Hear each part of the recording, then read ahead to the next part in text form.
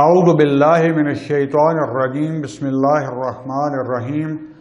اللہم صلی علی محمد وآل محمد وعجل فرجہم۔ السلام علیکم ورحمۃ اللہ وبرکاتہ۔ ہماری گفتگو چل رہی تھی شیعہ مذہب کی شناخت یا شیعیت کی شناخت، اور اس میں ہم پہنچے تھے حضرت امیر المومنین امام المتقین علی ابن ابی طالب علیہ السلام کی امامت و خلافت اور مرجعیت علمی اہل بیت علیہ السلام کی علیہم السلام کی ثبوت کے حوالے سے۔ تو پہلے ہم نے حدیث غدیر پر شیعہ موقف کے حوالے سے بحث کی، اور ہم نے پہلے اصول رکھا تھا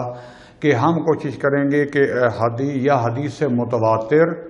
یا پھر ایسی احادیث کے جو دونوں منابع یعنی اہل شیعہ اور اہل سنت کے حدیثی اور تاریخی مصادر میں پائی جاتی ہیں، اس کے تحت ہم بحث کریں گے۔ تو حدیث غدیر کے بعد دوسری حدیث جو کہ دونوں منابع یعنی منابع اہل سنت اور منابع اہل شیعہ میں حدیثی اور تاریخی میں پائی جاتی ہے اور تواتر کے ساتھ نقل ہوئی ہے، وہ ہے حدیث ثقلین۔ حضرت محمد مصطفیٰ صلی اللہ علیہ وآلہ وسلم نے فرمایا کہ انی تارکن فیکم الثقلین کتاب اللہ و اطرتی اہل بیتی ما ان تمسکتم بہما لن تضلوا بعدها ابدا لن یفترقا حتی یردا علی الحوض۔ یہ حدیث مبارکہ رسول خدا صلی اللہ علیہ وسلم نے فرمائی ہے، اور اس کا جو مفہوم بنتا ہے ترجمہ وہ یہ ہے کہ میں تمہارے درمیان 2 گرام بہا قیمتی چیزیں چھوڑے جا رہا ہوں، خدا کی کتاب اور میری اطرت یعنی اہل بیت علیہ السلام، اس وقت تک کہ جب تک آپ ان سے متمسک رہو گے تو ہرگز گمراہ نہیں ہوگے، اور یہ دونوں ایک دوسرے سے جدا نہیں ہوں گی یہاں تک کہ مجھ پر حوض کوثر پر وارد ہوں۔ یہ ایک صریح ترین واضح ترین حدیث ہے رسول خدا صلی اللہ علیہ وآلہ وسلم کی۔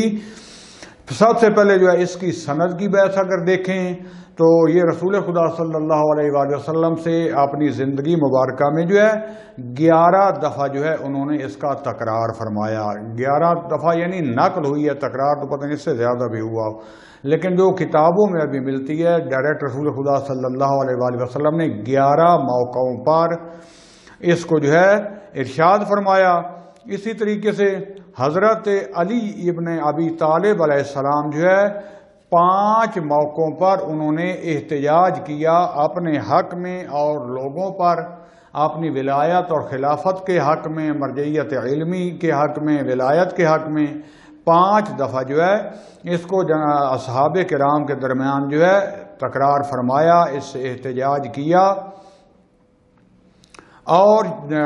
جو صحابہ کرام تھے انہوں نے شہادت بھی دی اور کسی نے بھی اس کا انکار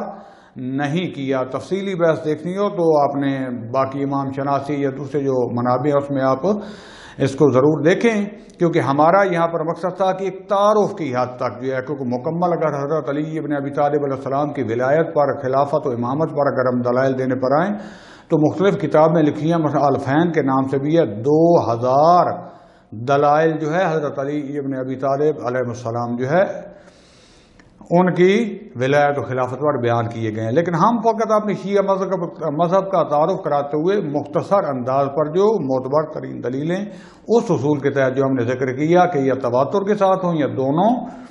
فریقین اہل سنت اور اہل شیعہ ان کے مصادر حدیث میں نقل ہوئی ہوں۔ تو کلی طور پر اگر دیکھا جائے تو اس حدیث شریفہ کے بعض کا الفاظ آگے پیچھے ہیں، لیکن اس کا مفہوم اور مضمون یہی والا وہ تقریباً 100 دفعہ وہ نقل ہوا ہے، یعنی تواتر ہے، اس میں متواتر حدیث ہے۔ یہ اصحاب کرام میں سے ابھی جو ہمیں ایک منابع میں ملتی ہے تقریباً 37 اصحاب انہوں نے اس کو نقل کیا ہے۔ صحیح مسلم میں بھی یہ آئی ہے، نسائی میں بھی آئی ہے، مسند احمد حنبل میں بھی آئی ہے اور ترمذی شریف میں بھی۔ اسی طریقے سے میر حامد حسین ہندی لکھنوی بہت بزرگ عالم دین ہمارے جو بزرگوار گزرے ہیں، براعظم شیعہ کے، انہوں نے ابقات الانوار میں تقریباً 187 علماء اہل سنت سے جو ہے اس کو تواتر کے ساتھ نقل کیا ہے۔ تو لہذا یہ اس کے تواتر اور اس کے حوالے سے کوئی جو ہے اختلاف نہیں ہے، سند کے حوالے سے شیعہ سنی منابع میں جو ہے نقل ہوئی ہے۔ اب آتے ہیں ہم اس کی دلالت کی طرف، جو ہے حدیث ثقلین کی جو دلالت کیا ہے۔ ثقل جو ہے وہ ہے کسی وزنی چیز، سنگینی، اس کے معنی میں، جبکہ ثقلین جو ہے جو کہ تثنیہ ہے ثقل کا، یہ بہت قیمتی، نفیس اور گرام بہا چیز کے معنی میں آئی ہے، اور معمولاً اس جیسے کہ گرام بہا یا نفیس چیز کو جو ہے ایسی جگہ رکھا جاتا ہے جہاں ہر انسان کے دست برد سے وہ کیا ہے اس کو امان میں رکھا جائے، اور اسی طریقے سے جو ہے ثقلین کی جگہ پر خلیفہ تین کے لفظ جو ہے یہ بھی ذکر ہوا ہے اس حدیث کے ذیل میں۔ پس جو ہے یعنی 2 گرام بہا چیزیں یا میرے جو ہے 2 جان نشین، اس کے بعد عطرت جو ہے آپ نے جو قریبی ترین نزدیکی ترین رشتہ دار ہوتے ہیں ان کو جو ہے عطرت کہا جاتا ہے، اور یہاں پر جو ہے وہ اہل بیت کے معنی میں ہے کہ جس کی بعد میں جو ہے تشریح بھی دی گئی ہے۔ اب یہ عطرت اور اہل بیت سے کیا مراد ہے تو صاف اور واضح ہے کہ اس سے مراد وہ جو ہے اہل قصا ہیں، 5 تن پاک جن کو کہا جاتا ہے، یا آیا مباہلہ میں جو ہے جن کا ذکر ہوا ہے کہ وہ 5 کہ جن کو رسول خدا صلی اللہ علیہ وسلم نے ابناؤنا و ابناکم نساءنا و نساءکم و انفسنا و انفسکم، یہ جن کو اپنا نفس، جن کو اپنے ابنا اور جن کو اپنی نساء قرار دیا ہے، واضح ترین مصداق جو ہے آیا مباہلہ کا، اور جو کہ میدان مباہلہ میں بھی گئے، جن کے مقابل میں آنے والا خدا نے اعلان کر دیا جھوٹا ہوگا اور اس پر لعنت ہوگی، جو ان کے مقابل آئے گا، جو ان کے دشمن ہوگا۔ باقی ایک بحث ہے، بہرحال اہل سنت کوئی بھی ان سے دشمنی نہیں کرتا، یعنی میں ایک نقطہ بار بار جو تکرار کر رہا ہوں، خدا کے لیے جو میرے سننے والے ہیں اس طرح متوجہ رہیں، کیونکہ ہم ہر انسان کو اپنا مذہب، اپنے حقائق بیان کرنے کا جو ہے وہ اختیار ہے، حق بھی ہے، اور جب ظاہر ایک انسان اپنا مذہب بیان کر رہا ہوتا ہے تو بعض جو دوسرے ہوتے ہیں ان کے عقائد کا سے اختلاف بھی ہو رہا ہوتا ہے، تو اختلاف علمی کرنا کوئی جرم نہیں ہے، لیکن کسی کے اوپر جو ہے کفر و فسق و نفاق کا فتویٰ لگانا نہ، یہ کوئی درست کام نہیں ہے۔ یقیناً ہم مسلمان ہیں، اور آپ نے بھی سنا بھی ہوگا کہ اب ایسا ایسا مفتی تاکہ عثمانی صاحب جو ہے وہ بھی اس نیٹ پہ آ گئے کہ انہوں نے اس کا اعلان کیا۔ اب مجھ کے شیعہ ہمارے مسلمان بھائی ہیں، فلاں بات چیزوں پر ہو سکتا ہے ان کے بزرگوں کو پہلے اختلافات تو اگرچہ ان کو اتنا پریشر بڑھا کہ پھر وہ بہرحال اس کی دلیلیں دے رہے ہیں اور شیعہ کی طرف جو ہے توہین امیز اور گمراہی کا دے رہے ہیں، لیکن بہرحال یہ ان کی اپنی مشکلات ہیں، کیونکہ آج تک جتنا اتحاد کا نعرہ بلند ہوا ہے ہمیشہ شیعہ کی طرف سے، اس کی مین وجہ ہے کہ ہمارے ساتھ آئیں، ہم کہتے ہیں کہ بیٹھ کے علمی گفتگو کریں، اگر آپ کے لیے ثابت نہیں ہوتا، صحابہ کی اطاعت پر رہنا چاہتے ہیں، بسم اللہ، اگر یہ قرآن و حدیث سے جیسے ہم سمجھ رہے ہیں سمجھ آ جائے تو بسم اللہ، لیکن مشکل بن جاتی ہے کہ جب بھی وہ نزدیک آتے ہیں اور کچھ حقائق کھلتے ہیں، اور امیر شام سے شروع کر جب گفتگو اوپر کی طرف جاتی ہے تو یہ کانپنا شروع کر دیتے ہیں، ہل جاتے ہیں کہ ان کے اصول جو ہیں وہ زیر سوال آ جاتے ہیں، تو لہذا فوری پابندی لگاتے ہیں، لہذا وہ جانے اور ان کا خدا جانے، ہم بھی اپنے خدا کے لیے کر رہے ہیں۔ لوگوں کے سامنے میدان کھلا رکھنا چاہیے، کیونکہ ہم خدا کے لیے اپنا دین لے رہے ہیں، ہم نے خدا بند عالم کی طرف سے بھیجا ہوا دین جو محمد مصطفیٰ صلی اللہ علیہ وآلہ وسلم کے توسط سے ہم تک پہنچا، ہم آج کیونکہ نہ کوئی نبی ہے، نہ کوئی سامنے امام موجود ہے، علماء ہیں، وہی تفسیر اور وہ احادیث کے جو 200 سال تک 130 سال تک پابندی لگی رہی، پھر اس کے بعد بیان ہونی شروع ہوئی، تو 200 سال کے بعد جو ہے یہ کتابیں جو ہے وہ لکھی گئیں، اور ان میں سے بھی جتنا زیادہ کم ہو سکتا تھا وہ اہل بیت سے استفادہ کیا ہمارے بھائیوں نے، جبکہ الحمدللہ ہمارے منابع ٹوٹلی اہل بیت علیہ السلام سے جو ہے وہ ہمیں ملے ہیں، احادیث ہم پہ ملی ہیں۔ اس کے باوجود ہم کسی بھی کتاب کو صحیح ترین نہیں کہتے، کیونکہ بالآخر اس میں ضعیف حدیثیں موجود ہیں، کیونکہ 200 سال بعد جو ہے جب یہ کام شروع ہوا تو جہاں مکسر اور نسبی تھے وہاں غالب بھی تھے، اشتباہات بھی ہوئے ہیں، ہمارے سامنے معیار قرآن مجید ہے،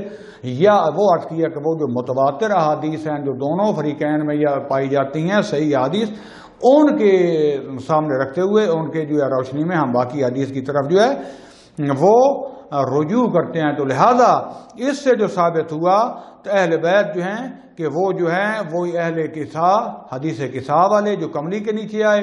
یا پھر حضرت علی ان کے ساتھ جو ہے حضرت علی علیہ السلام کے 11 فرزند یعنی 9 دوسرے جو ہیں، کیونکہ جو حدیث قصا کے الفاظ آئے ہیں ہم فاطمہ تو و ابوہا و بعلھا و بنوہا، بنو جو لفظ ہے یہاں پر ہے کہ مثلا جب جناب جبرائیل علیہ السلام نے پوچھا کہ قصا کے نیچے کون ہے تو خدا بند عالم نے جواب دیا ہم فاطمہ تو، تعارف بھی جس ہستی سے شروع کرایا جا رہا ہے عصمت محور و مرکز عصمت اہل بیت جناب سیدہ فاطمہ سیدۃ نساء العالمین، کہا کہ وہ فاطمہ ہیں، وہ ابوہا اور ان کے باپ، و بالھا اور ان کے شوہر، و بنوہا اور ان کے بچے۔ بنو جو ہے وہ سامنے جو تھے وہ تو 2 بچے تھے، لیکن آیا ختم ہو گیا نہیں، بنو جو ہے عربی میں بحث ہے جمع قلہ اور کسرا۔ جمع قلہ جو ہے یہ بنوہا تقریباً جمع قلہ کا صیغہ بنتا ہے اور یہ 10 سے نیچے دلالت کرتا ہے۔ تو بنوہا یعنی آنے والے جو 9 اور بچے ہیں جس چیزوں کے بارے امام بن جاتے ہیں۔ بہرحال یہ عربی کی بحث ہے، ہمارے لیے یہ ثابت ہوئی۔ تو یہ جو ہے اہل بیت نبی ہیں، یہ اطرت اہل بیت ہیں جن کے بارے میں جو ہے اور اس کے مکمل حدیثیں موجود ہیں۔ حسین منی وانا من حسین، حسین سفینۃ النجات ہیں، اور نجات کی کشتیاں اور باقی جو اس طرح کے طریقے سے جو ہے احادیث جو ہے نقل ہوئی ہیں۔ تو ان سے کتابیں بھی جو ہے اس کے بارے میں دقیق لکھی پڑی ہیں، آپ آیت تطہیر آیت مبالغہ ان کے نیچے جا کے آپ پڑھیں تو صاف واضح ہو جائے گا کہ یہ وہ اہل بیت کرام جو ہیں یہ جناب سیدہ اور 12 امام جو ہیں یعنی 14 معصوم جن کو ہم کہتے ہیں۔ اس کے بعد جو اس میں لفظ آئے ہیں لن یتفرقا حتی یرد علی الحوض،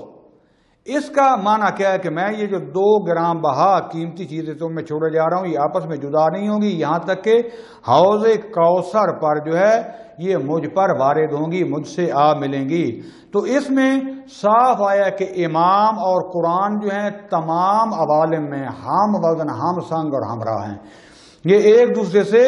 جدا نہیں ہیں۔ عالم دنیا ہو، عالم برزخ ہو، عالم ملکوت ہو، عالم آخرت ہو، یہ ساتھ ساتھ رہیں گے۔ اور حوض کوثر پر رسول خدا صلی اللہ علیہ وآلہ وسلم پر جو ان دونوں کا منبع ہیں قرآن بھی اہل بیت بھی، یہ ان سے جا کے یہ 2 نہریں متصل ہو جائیں گی۔ لہذا یہ نہ ظاہر میں جو ہے جدا ہیں نہ باطل میں جدا ہیں۔ اس کے بعد یہاں سے جو ہے ثابت ہوتی ہے وہ ہے عصمت و طہارت اطرت و اہل بیت علیہ السلام۔ 2 نقطے جو اس حدیث میں اشارہ ہو رہا ہے، ایک تو واضح طور پر کہہ دیا کہ اطرت اور قرآن جو ہیں وہ کبھی بھی ایک دوسرے سے جدا نہیں ہوں گے، اور دوسرا جو یہ ہے کہ جو کوئی بھی ان سے تمسک کرے گا، ان سے متمسک رہے گا،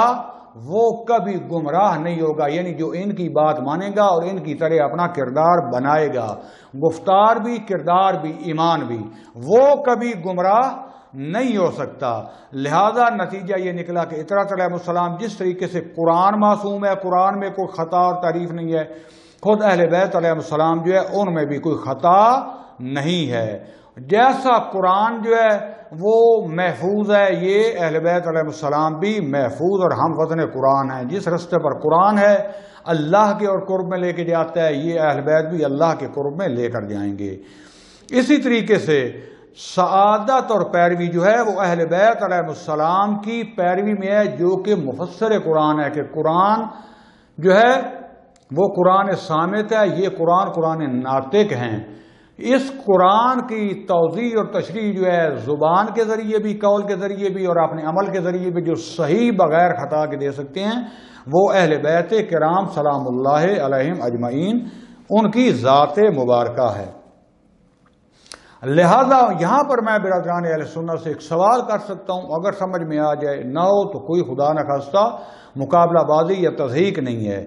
کہ اگر آپ کے لیے مینجمنٹ ثابت نہ ہو سکی، یعنی پہلے خلفاء نے صحابہ نے آپ کہتے ہیں اجتہاد کیا اور آپ ان کو ٹھیک سمجھتے ہیں، تو کم از کم علمی مرجعیت جو ہے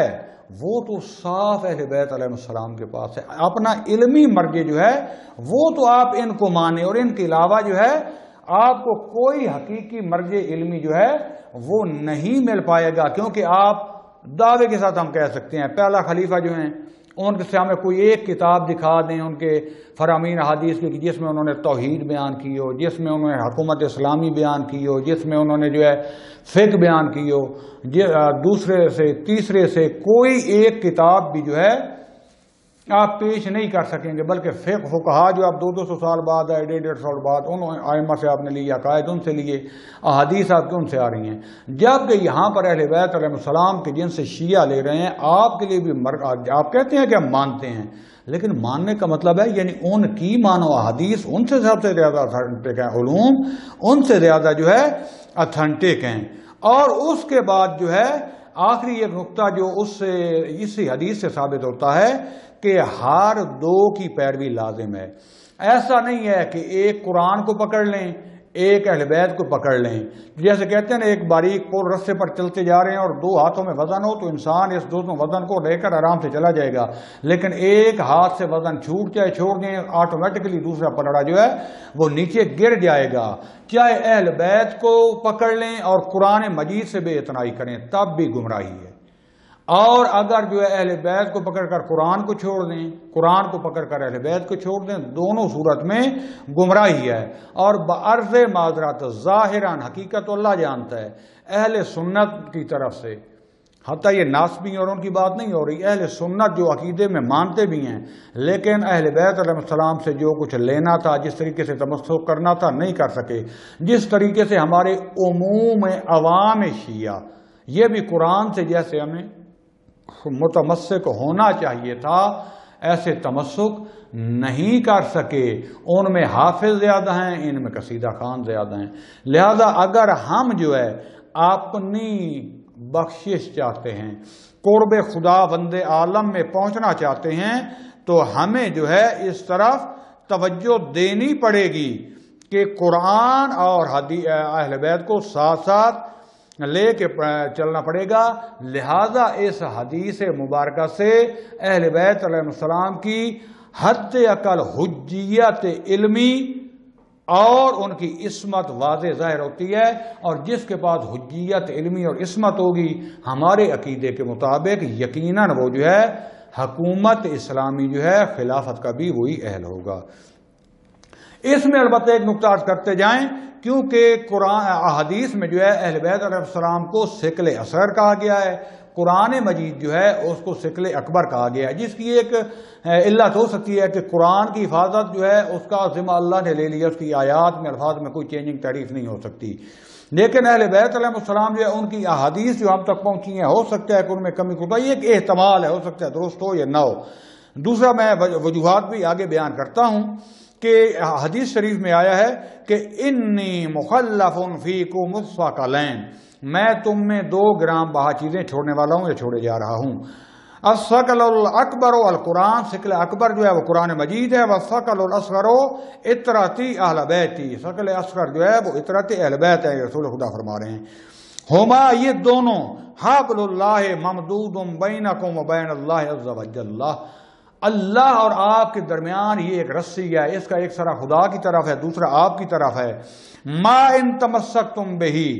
لم تضلوا، جب تک آپ اس کو مضبوطی سے پکڑے رکھو گے، اس سے متمسک رہو گے، کبھی بھی گمراہ نہیں ہوگے۔ سبب منہ بید اللہ و سبب بایدیکم، اس کا ایک سرا اللہ کے ہاتھ میں ہے، ایک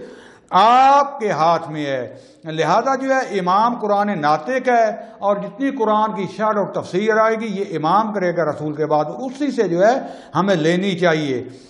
اور کیونکہ عالم واقعہ میں جو ہے اشرف ہیں، قرآن صامت ہے، کاغذ سے آپ کیا لوگے، اس میں مطالب جو تشریح بیان کرے گا وہ یہ ائمہ ہیں یا وجود پیغمبر اکرم صلی اللہ علیہ وآلہ وسلم ہیں۔ اس کے باوجود جو ہے رسول خدا نے جو ہے ان کو ایک کو ثقل اکبر اور ایک کو ثقل اصغر جو ہے قرار دیا ہے۔ اس کی جو وجوہات 2 بیان کی جا سکتی ہیں، وہ یہ ہے کہ کیونکہ قرآن مجید جو ہے یہ معجزہ جاوداں اور ہمیشہ کی قیامت تک کے لیے ابھی موجود ہے، اللہ کی طرف سے، اور اس کے ذریعے تحدی کی گئی ہے دشمنان اسلام کو، مخالفین قرآن کو، تو قیامت تک یہ کیونکہ ہمارے ہاتھوں میں موجود ہیں ائمہ، کیونکہ ظاہری طور پر جا سکے اور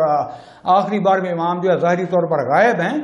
تو لہذا قرآن کے ذریعے دلالت کیا گیا، اگرچہ ان کا وجود بھی معجزہ اس میں نہیں ہے، لیکن کیونکہ قرآن کو مخصوص معجزہ قرار دیا گیا ہے جو کہ ہمارے ہاتھوں میں موجود ہے،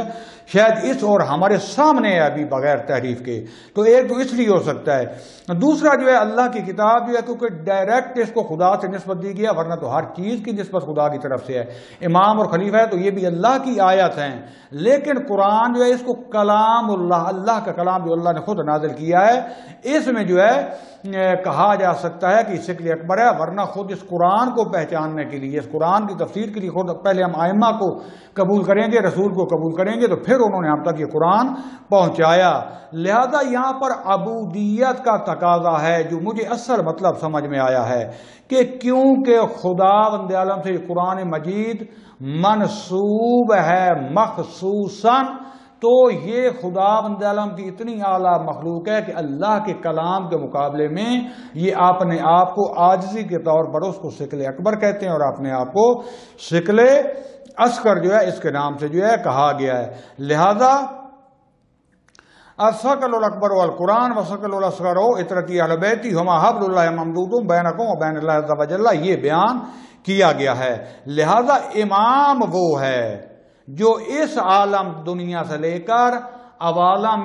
برزخ و آخرت و ملکوت تک کی سیر کر چکا ہو